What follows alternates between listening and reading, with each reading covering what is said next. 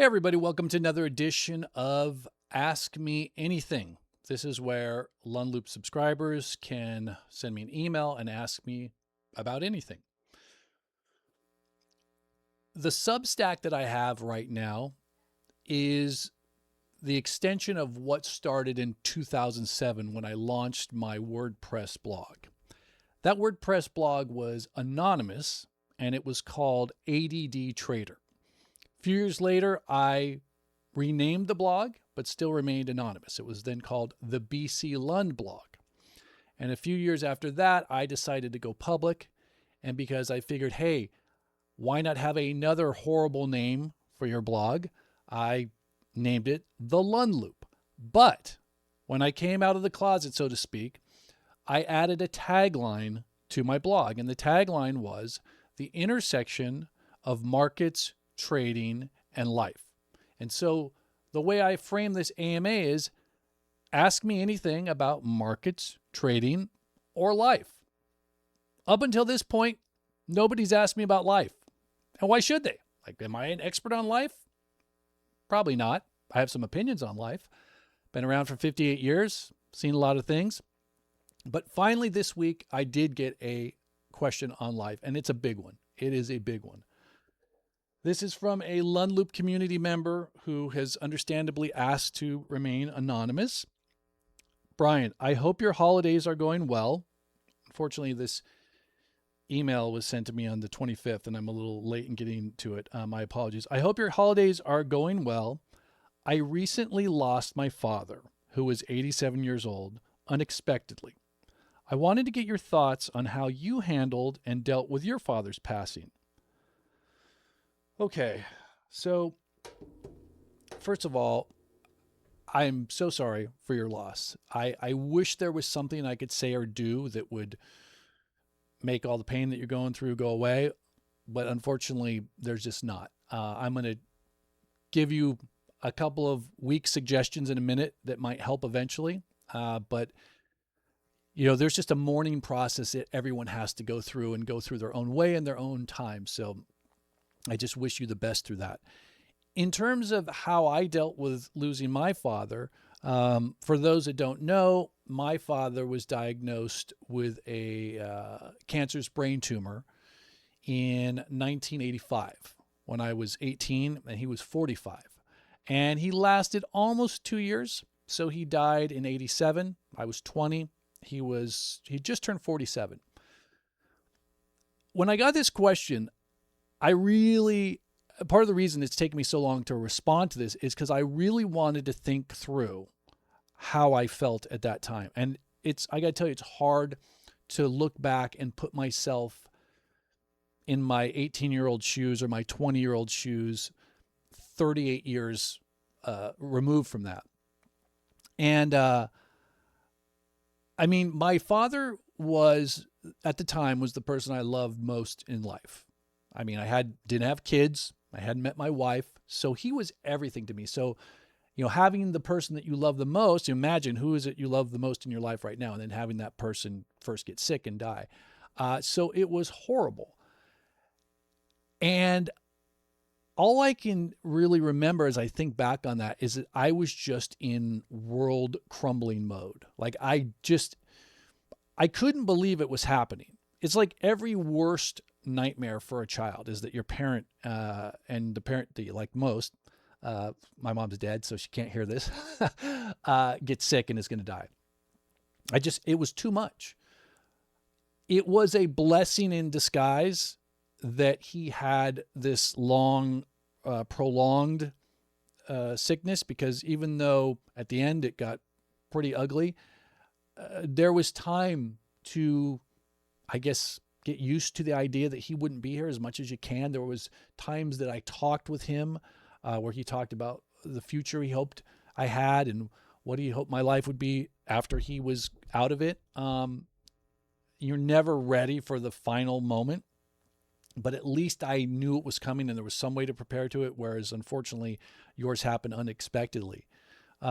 So I just can't really tell you how I dealt with it, because it's just an emotional jumble. And I was 18 to 20.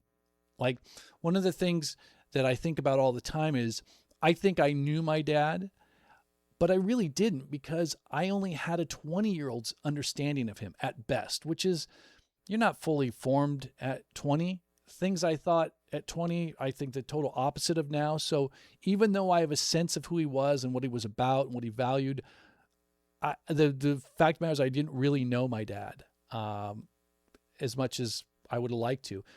You have the blessing that you did know your dad for a long time. He lived to a very ripe age. And so all I can really do is tell you how I think I would have handled it, or how I would like to have handled it if I was in your situation. If my dad was still alive and he lived to a nice ripe age, and he died when I was more of a mature man. Again, this is theoretical, because who knows? I could this could have all gone out the window if it happened in real life. But what I would like to have done is tried to process his loss through something that was positive and reflected who he was. And I'm just going to assume that your dad was a good influence on you. And so there's two things that I think might be of interest. One, I've got to reach into my wife's culture. My wife is Vietnamese. And one of the traditions that they have in the Vietnamese community is something called a yo. Okay, it's pronounced yo. I'm not doing the accent right. It's spelled G-I-O. And I'm going to pull up a slide here. And so what you're doing with a yo is, the way it's done is, on the anniversary of the person's death every year, you have this get together. And it's got 5 aspects. I'm not going to read them all, but I'm going to go through the headers. So it has meaning, right? There is a special meaning to that day. You're celebrating their life. You're not mourning it. There are specific rituals that you go through. There's a shitload of eating. I can't say any other way. There's a lot of food, and you get family together, and it can be just your direct family, but everyone I've gone to is like cousins and uncles and aunts and everyone. And it's really a beautiful thing. What I will tell you about the yo is, in my wife's culture, it's very religious focused, and maybe that's where you're at and that's how you want it, but it doesn't have to be, right? I think there's a lot of prayers and a lot of liturgy type of stuff that goes on at these yos, which, frankly, is a little too much, and young kids don't like it. So, but you don't have to do that, right? I think you could do almost like a Seder type of thing, where you tell a story about your dad, or somebody else gets up and tells a story. There's a couple of people, and every year, you can tell the same story each year, or you could alternate stories, but it's something that connects your dad and what he was about and what he meant to you and what he meant, I assume, to a lot of other people, to that moment, and also to generations that maybe, like me, didn't know my dad that well. They can get a sense of him as the years go on. That would be the first thing I would say. The second thing is, in the Vietnamese tradition, it's done on the year, the day, of the year anniversary. However, my wife has 2 grandparents who died on Thanksgiving, and one that died on Christmas. So that kind of makes those days a little sucky to do a yo. Don't get too tied to that. Don't get too tied to the day he passed away. Maybe it's the day he was born, or maybe it's not connected to any of those things. It's just an opportunity to get those 5 factors together under the umbrella of the memory of your father. The second thing I would say, which is something that could be done in conjunction with this, or separate, or in addition to, is there are so many opportunities for people to do gifts, endowments, scholarships in their community. They don't have to be big. They can be $500. They can be $1,000. You can give a $500 scholarship annually to a local deserving high school senior who's going to go to community college and pays for their community college. You do it in your dad's name. You might have some criteria, like, maybe there's something that your dad was really into, a belief, an organization, a philosophy, and maybe you have someone write, a 500-word essay, and you find out who best embodies that. Or maybe You make a donation in his name to a cause each year that he cared about, or to an organization. Or I think even better than just writing a check is maybe you volunteer, or maybe you and your family volunteer on a day once a year in his honor, right? Something tied to him, so that a piece of him, the things about him that were great, that meant so much to you, are moving forward, right? They're not gone with him. They're moving forward as a part of you, as a part of your family, as a part of the community. So I think all those things I just talked about there is a catharsis in them that helps the mourning process. It's not going to do it all. Again, everyone has to mourn in their own way, in their own time.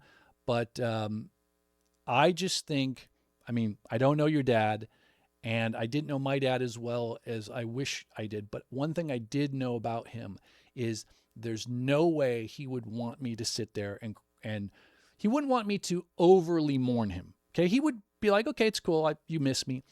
But I'll tell you this, I'll wrap it up with his last story. So my dad died, and every day I would think about him after he died. Every day. There wasn't a day that didn't go by that I didn't think about him. And it was maybe somewhere between 6 months to a year after he died. I was doing something with friends, and it was a busy day. And I got to the end of the day, and I was just about ready to go to bed. And I was like, oh my God, I didn't think about my dad all day today. And at first I felt horrible. Like, what sort of son am I? My dad's been dead only 6 months, and I didn't even think about him today. And then I said, oh, wait a minute.